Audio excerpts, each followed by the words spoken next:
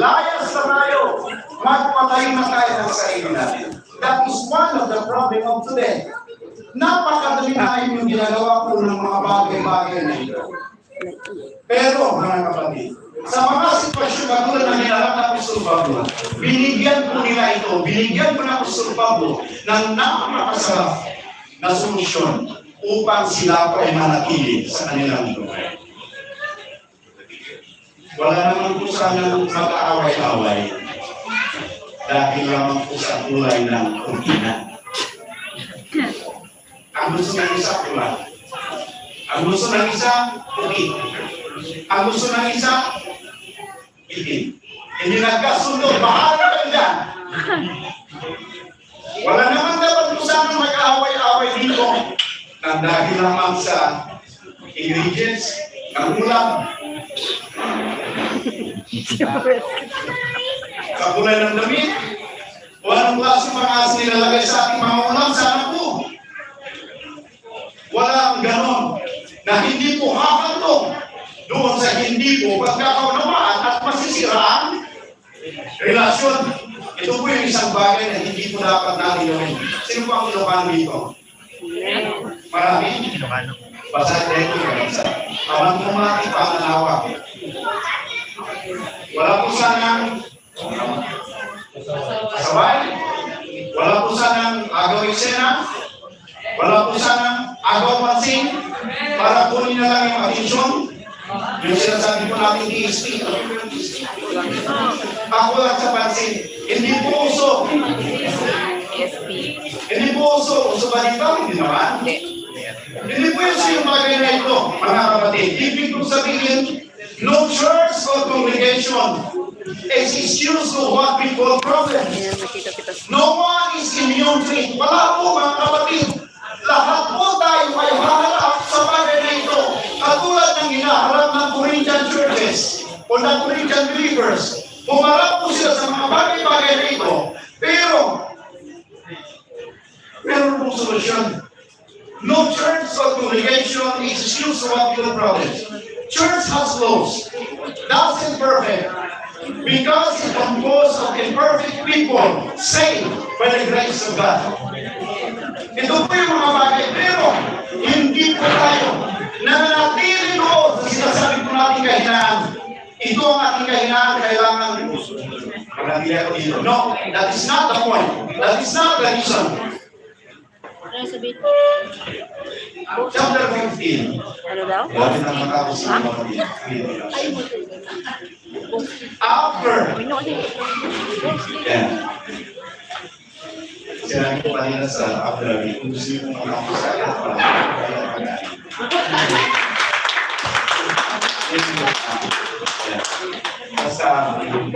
after a long course, sa chapter 15, dito na po yung ibinigay ng Apostol Pablo about doon po sa problema dahil nagkaroon po kasi ng problema may nagsasabi doon na wala daw po resurrection doon po sa mga namatay na. At dito nagkaroon si Apostol Pablo ng napakahabang pagsasalaysay tungkol sa resurrection of the dead. O tungkol po sa resurrection of the body na namatay na.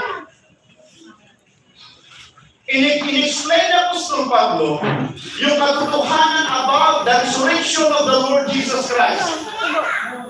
At ang emphasis na Apostol Pablo dito, kung hindi po namuhay na uli ang Panginoon Jesucristo mula sa kamatayan, ay wala pong silbi ang iyong pananampalataya. Yun ang sinabi ng Apostol Pablo sa mga taga-Corinto. Kung hindi mo nabuhay na muli ang Panginoon Jesus mula sa kamatayan, walang silbi ang iyong paglilingkod. Yun ang sabi niya sa mga ito. Kaya kapag titignan natin sa verse 55, where, O death, is your victory?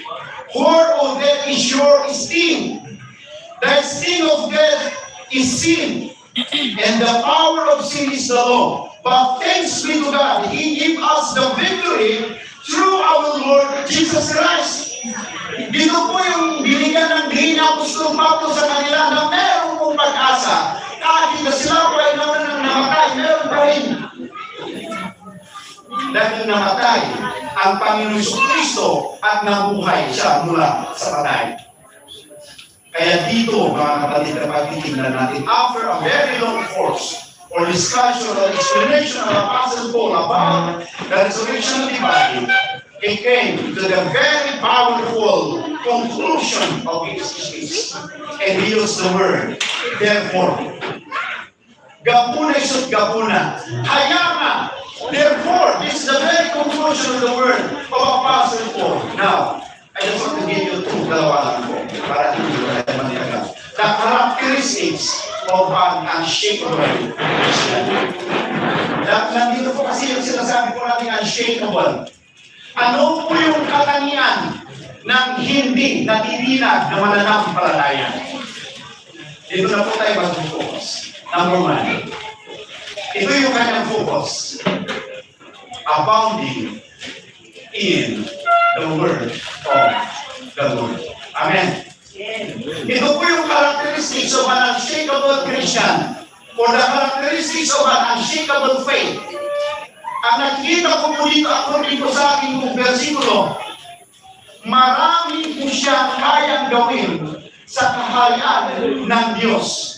Kapag sinasabi po natin abounding in word, do it or do lots of it, marami po kayang gawin yung tao na hindi po natitinag na naglilingkod sa Panginoon.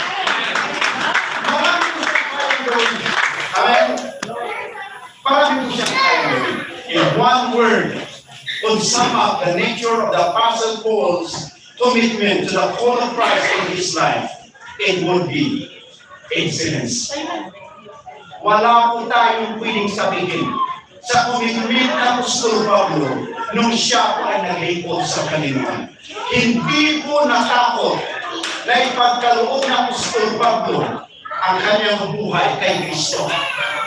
Unang-una sa lahat, kay Kristo pagkatapos noon sa ministry. Di po ba? Ang dating buhay ng Apostol Pablo ay hindi pa po sa Apostol noon. Ang kanyang pangalan ay Saulo. Pero nung siya ay pupunta ng Damascus para patayin yung mga mananampalataya, on the road to Damascus, siya ang hinuli ng Panginoon para maglingkod sa niya. Ito po yung dahilan. Kaya mula noon sa pag-umpisa ng kanyang ministeryo, meron po siyang first missionary journey, second missionary journey, third missionary journey, at lahat ng kanyang mga missionary journey. Napakaraming churches ang established. Napakaraming tao ang naligtas. That's why, kapag isampang natin yung buhay ni Pablo bilang ministro ng Diyos is excellence. Kapag sinabi po natin excellence, and His excellence sa salutang mga tao, wala pong bakit walang kulang. Kahit na may pagkukulang sa Apostol Pablo, pero yung ginawa niya para sa Panginoon ay napakabuti at napakaraming tao ang naligtas dahil sa kanyang buhay. Ito po yung napakaganda. Kapag sinasabi po natin abounding in the word of the Lord, always, ginamit po niya yung always, hindi lang minsanan. Hindi lang yung sinasabi po natin na isa ka sa isang taon, pero always, every day po yan. Wala pong pinipili. We should not place any limits on our service to God. Huwag po natin nililimitaran ang kaya natin gawin sa Panginoon. Amen. Tama. Nagkakaintindihan mo ba tayo? Huwag po natin limitahan yung kayang gawin ng Diyos at kaya natin gawin doon sa kaharian ng Diyos. Kailangan ng pangalan ninyo. You're in our church. Kaya nalaman ko at wala po church na province of the church. Kaya sa akin na masusunod ng direction. The province of the church. Kaya habang nag-exist yung church, nasusunod na lang ng province. Pwede ba po lagi nagsusod ng problema? Ano daw? Ha? Bo? Kailangan naman magpuli magkanina mga kapatid. Jabi yun, Jabi. We should not place any limits on our service to God. Kasi service yun sa Panginoon. Ito po yung buhay po ninyo. Consistency, moving ahead, pursuing on our goals. Ito yung ibig sabihin ng Apostol Pablo nung sinabi niya sa mga taga-Korinto. Therefore, kailangan ninyong maraming gagawin. Consistency. Hindi yung pabago-bago. Hindi yung muli-muli yung spirito po natin. Nakadiritso po yan sa kanyang boss. Na meron po siya kayang abutin. The way to work, the work of the Lord, sabi po dito, is to do as much as possible to go to the very extremity of your limits, to go as far as you can go, to do as much as you can do. Hindi po pwede yung pwede na yan. Okay na yan. Hindi po gano'n yung gawain ng Panginoon. Yung service po natin sa Diyos, kung sinasabi natin kanina na excellence yung service ng Apostol Pablo, we can do that also. Yun yung sinasabi natin kanina, tayo na lang pupunta. Ako na lang, mga lang ako dito, kulirwan na lang ako. Hindi naman. Kung naman yung gawain ng Panginoon at hindi naman lahat. Kahit sino, hindi na natin gawin. Pero kapag manatili tayo sa sinasabi natin na kung dito pala sa isang bagay, okay na yan, hindi pa rin naman. Kasi, very limited po yung ating paunawa at ilusok at kapalitin. Kaya naman yung sitwasyon ng ating buhay. Kaya kahit hindi dahil promotions. The Christ dancer pero sa lahat ng kalawan ng kaibigan. Ako na huwag yung kaya ng Pilipinas sa Pilipinas. So, ano na rin ito Pilipinas? Nalalaman ko yung gawa ng Diyos kung hindi kayo. Hindi na kumakain sa bawat isang silang Libor ang gagamitin ng Diyos upang lumago ang tayo church. Tama po, kayo po ang gagamitin ng Diyos. Ibig sabihin kaya para kasi ninyo ang inyong determinasyon sa paglilingkod sa Panginoon. Huwag niyong limitaran. Believers can always be abounding in the work of the Lord. No matter what to do to further the kingdom of God. Whether we are preaching the word, katulad po ngayon, whether you are driving your car, maging yung paglilinis lamang po sa toilet, pag-aayos ng mga upuan, pag-aayos po ng ating pavimento is this one. Paglilinis po sa ating dito, lahat po nire-respeto ng Panginoon, yung mga klaseng trabaho na ito. Wala pong special na trabaho sa Panginoon para sinasabi niyo na special lang ang trabaho ng Panginoon sa mga pastor. Hindi po yan. Dahil pastor siya, mas special lang kayo ng trabaho, parang hindi po yan tayo at sa bagay na yan. Ibig sabihin yung tumutugtog, hindi po ba special yan? Yung nag-lead ng mga awit, hindi po ba special yan? Yung naglilinis po ng pagkatapos ng service, yung nagdadrive po sa inyo, yung nagdadala ng pagkain, yung nagluluto. Ibig mo sabihin mo, pastor lang po yung special. Paano naman yung iba? Ang usapan mo namin kanina ni Pastor Marlon, when we come to the throne of God, ang sabi po doon is, welcome. Good and faithful servant. Yun po yung basihan. Hindi po dahil ikaw ay pastor, dahil ikaw ay guwapo, maganda lahat ng inyong mga damit, lahat na po. Hindi po yun ang basihan. Yun lamang po yung mga kategorya ng mga trabaho po natin na kailangan natin pagandahin at pag-iihan. Huwag mo tinitignan yung gawin na iba. Huwag nakapalasi sa commitment ng iba. Ang commitment po natin, mag-commit lamang ako kung siya'y committed. Hindi po gano'n yung sitwasyon. Hindi po gano'n yung commitment ng totoong mananampalataya. Yung unshakable life or unshakable Christian, hindi gano'n yung kanyang prinsipyo. We ought to devote ourselves to do it wholeheartedly with all our hearts. Para lang sa oras ba? Pababa na ng pababa yung ano. Watch yung oras niya ba? Attendance lang. Colossians chapter 3, verse 23 and 24. Ito po yung sinasabi po dito sa Korinto. as a Colossians. Whatever you do it with all your heart. Amen. Whatever you do, work again with all your heart as working for the Lord, not for human masters. Maupay ka, nung nakafocus sa attention mo at trabaho at nakita ni Pastor, I will work well para makita ni Pastor, that is not the right motive.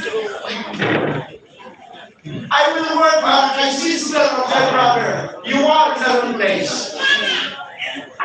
Pero kapag ang decision mo, kapag yung paglilingkod, pag-aaral, pagtutugtog, pag-preach, pag-bible study, pag-prayer meeting, if you are doing that for God, yun po yung sinasabi mo natin dito. Ang sabi sa Colossians, since you know that you will receive an inheritance from the Lord as a reward, it is the Lord Christ you are serving.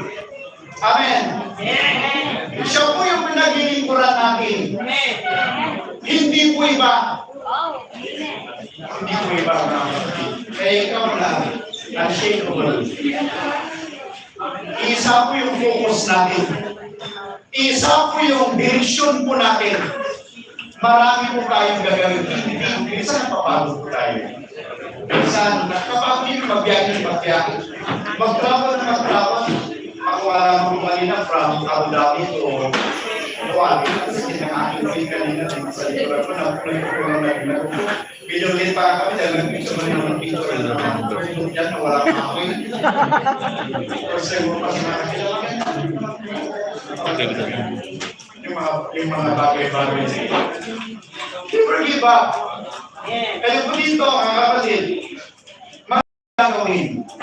Hindi po ang mga miyembro, mga kapatid, multitasking po yan.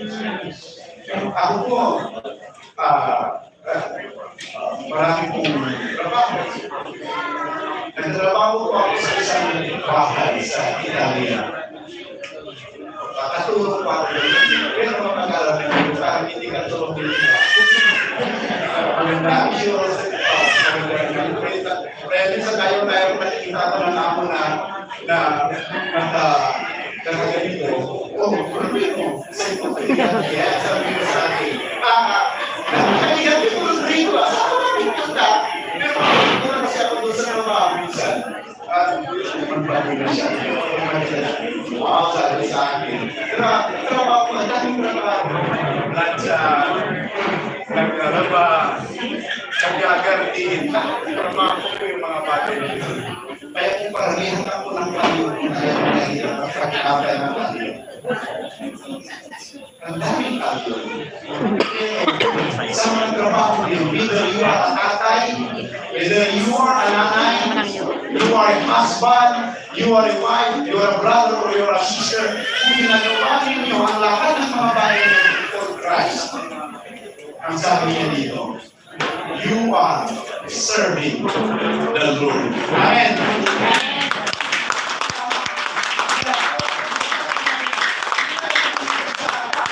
Nag-iipot po tayo sa Panginoon.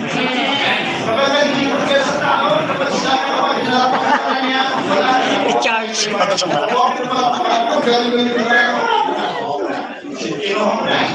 Sabihin wala na. Kapag gano'n, wag naman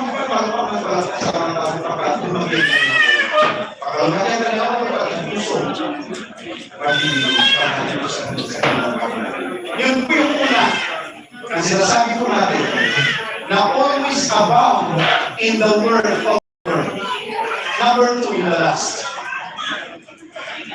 The Unshakeable Christian, his labor is not in vain. Amen.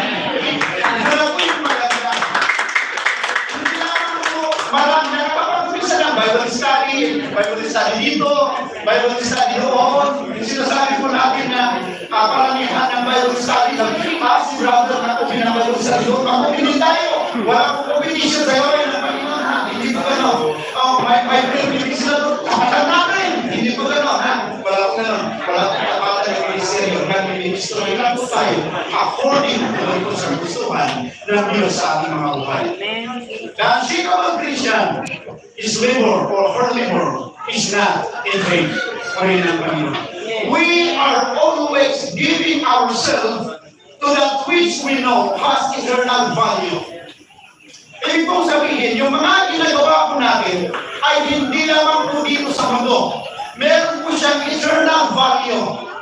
Kapag sinasabi natin eternal value, yung attitude, yung motivation ng paggawa ng mga bagay-bagay ay meron kong gagawin ng Diyos sa mga in-spend natin na oras, panahon, time, lahat. Hindi mo ito sayang sa harapan ng Diyos. Hindi mo ito sayang. Si Apostol Pablo, pabalik ko kay Apostol Pablo, completed the job with unswerving dedication.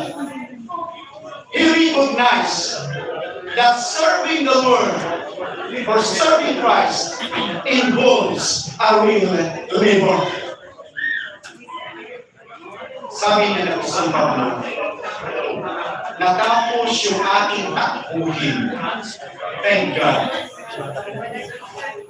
Kung inumpisahan ang Apostol Pablo ng paglilingkod, tinapos din niya Apostol Pablo.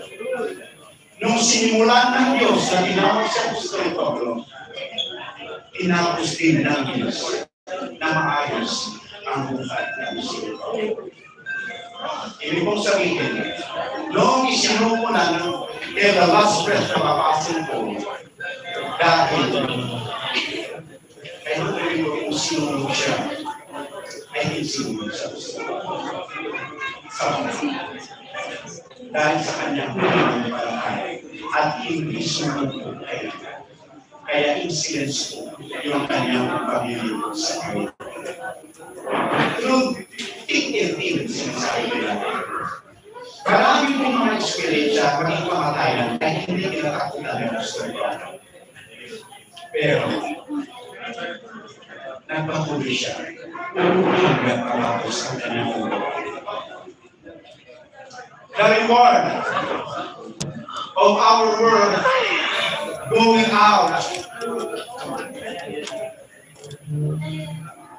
Ito po yung nagpapaganda sa buhay po natin. Na yung mga ginagawa ninyo, ginagawa natin sa Panginoon, ay meron pong gantimpala.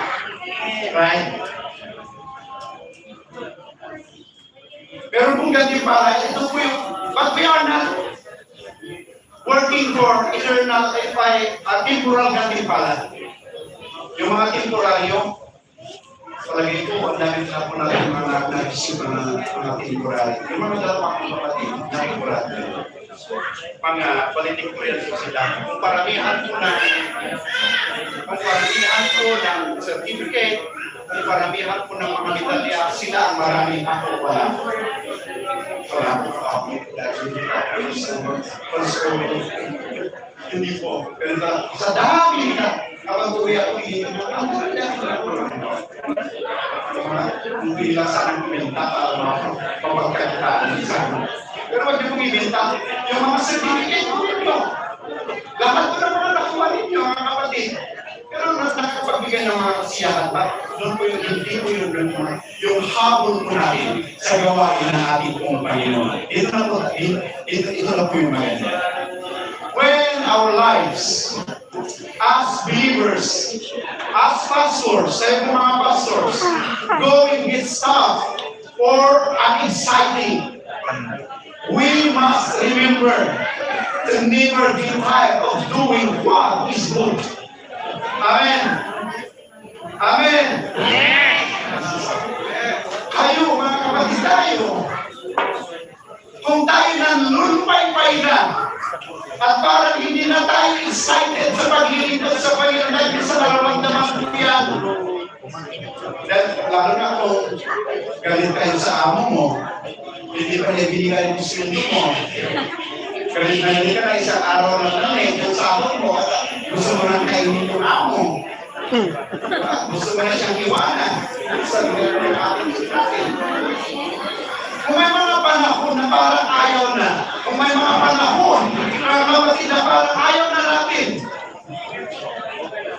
nais kong sabihin po sa inyo sa araw na ito, tandaan po natin na huwag po tayong matakot, huwag po tayong mapagod na gumawa po ng mabuti at tama lumuhod sa kaharian ng Panginoon. We are not called to idleness, but to diligence. Tayo po ng mga mananampalataya, hindi po tayo kailangan na maging tamad sa gawain ng Panginoon. Wala pong tamad sa gawain ng Panginoon. Amen.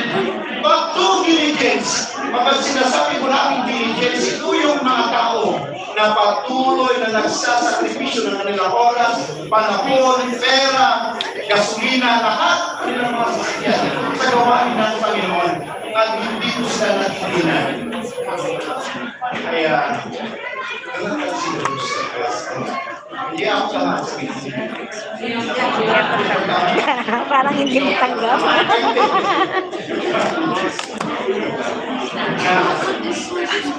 Ito na po yung promotion po natin. Itong natin.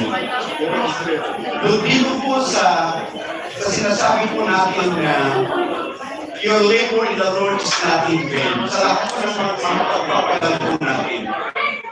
My mission is, meron po natanong sa Isaiah 49 verse 4, natanong niya is, if I will stay in my life, nagsasayang lang ba ako ng oras? Doon sa kaharian ng Diyos, sa paglilingkod natin sa Panginoon, nagsasayang lang ba tayo ng oras o hindi? Nagsasayang lang ba tayo ng pera, panahon sa kaharian ng Diyos? O hindi? No. Hindi ko tayo nagsasayang. Wala po nagsasayang sa kaharian ng Panginoon. Wala po nagsasayang kahit na konti na ibinigay po natin sa Panginoon. Wala po. Lahat ng mga bagay na kalistahin, alam po lahat ng Panginoon. What you do in the present is not wasted. Yung ginagawa po ninyo ngayon ay hindi po nasasayang. Is not worthless. It's a part of a much greater design to be faithful in our work. Kaya doon sa paglilingkod natin sa Panginoon, kailangan ng katapatan. Kailangan ng patuloy na katapatan sa paglilingkod sa Diyos. What you do in the Lord is not in vain. Amen? Amen. Labor is not in vain. Your labor is not in vain. Because our reward is not just in this life. Minsan nakakaranas tayo ng mga blessings sa buhay. Kapag hindi tayo nilagay sa ating mga kapatid. Sa mga kapatid mo natin nakakaranas dito tayo ng mga pagkakas sa kanila. Thank you for your life. Nakakaranas tayo sa kanila ng encouragement. Thank you, Pastor. Thank you, Sister. Lahat ng mga bagay na yun ay nakapulong para makapagpo tayo sa ating calling.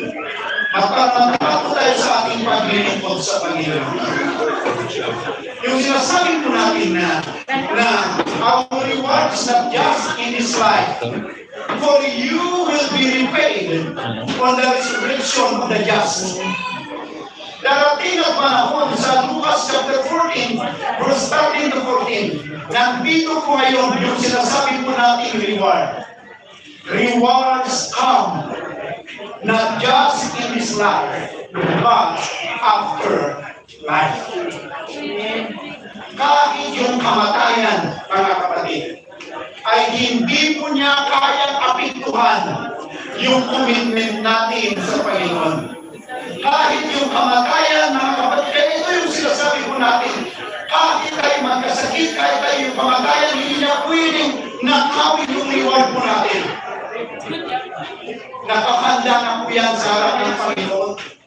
Kaya sa pagharap natin sa Kanya, sa pagharap natin sa Diyos, ihanda po natin ang ating mga sarili dahil tatanggatin po natin ang ating mga reward sa harap ng Panginoon.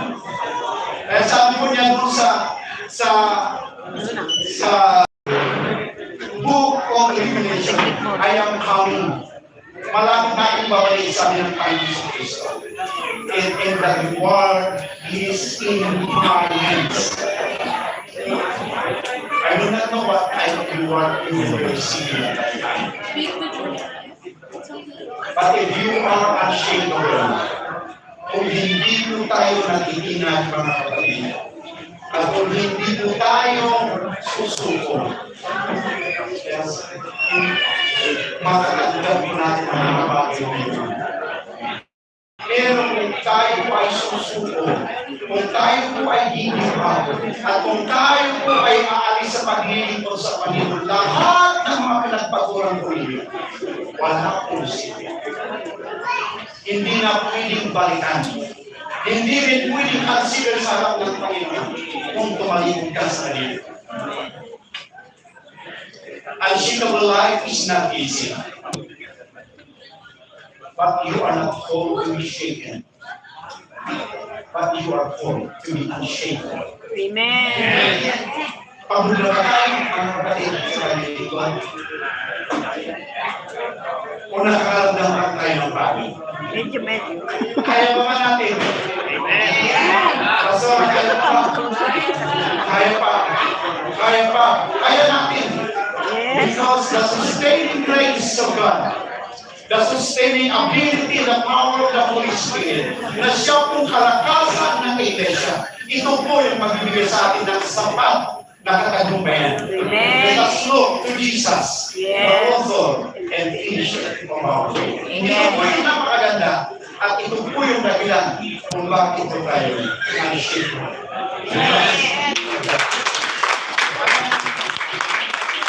Napakaganda ang salita ng Panginoon mo sa ating mga. Kumain po tayo.